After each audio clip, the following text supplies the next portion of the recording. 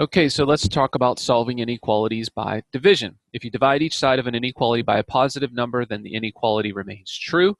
So if I divide both sides of this by 5, negative 10 is less than negative 5. I'm just dividing it by 5.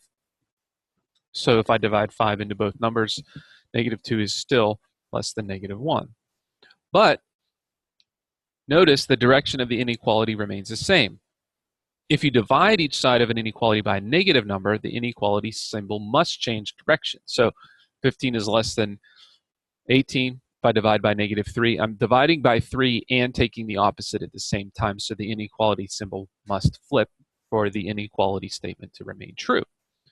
Okay, those are the division properties of inequality, which again is just like the multiplication ones, but you're dividing. If you divide both sides by a positive number, the inequality still holds true. If you divide both sides by a negative number, you have to flip or reverse the inequality symbol. And again, these also hold true for less than or equal to and greater than or equal to.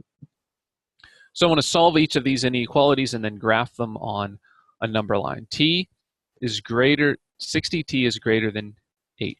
So I have the original inequality, divide both sides by 60, and reduce the fraction. You can reduce the numerator and denominator by 4. I divided by a positive number, so I don't have to flip the inequality symbol. So that's the set of all t such that t is greater than 2/15. And then on a number line, 2/15. Now, be careful because it looks like this circle is on 0, but really it should be a little bit to the right of 0 because 2/15 is a little bit bigger than 0, but it was kind of hard to get it right on there, so just be aware of that.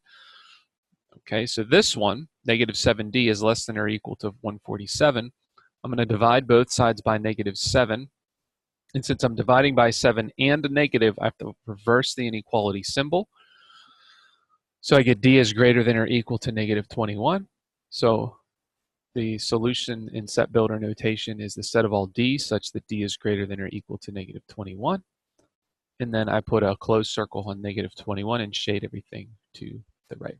Okay, here's a couple for you to try. I'm going to do 3d and 8, or 3a. Okay, go ahead and pause the video.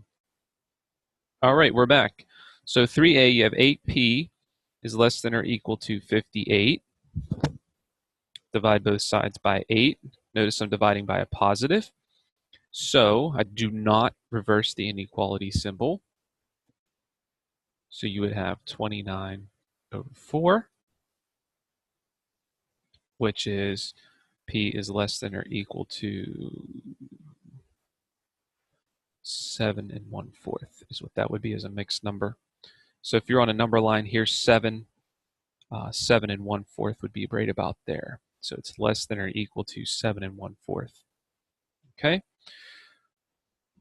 Negative 1/2 n is less than or equal to 6. I have to multiply both sides by negative 2/1. So those cancel, and I get n is greater than or equal to, notice I multiplied by a negative, so I have to reverse the inequality symbol. So negative 12.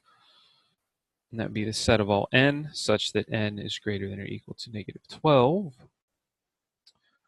On a number line, you put a closed circle on negative 12 and shade everything to the right because n is greater than or equal to negative 12. Pretty cool, huh? All right, guys, that's it for this section. Please continue on to your assignment, and as always, reach out to me if you have any questions. Take care.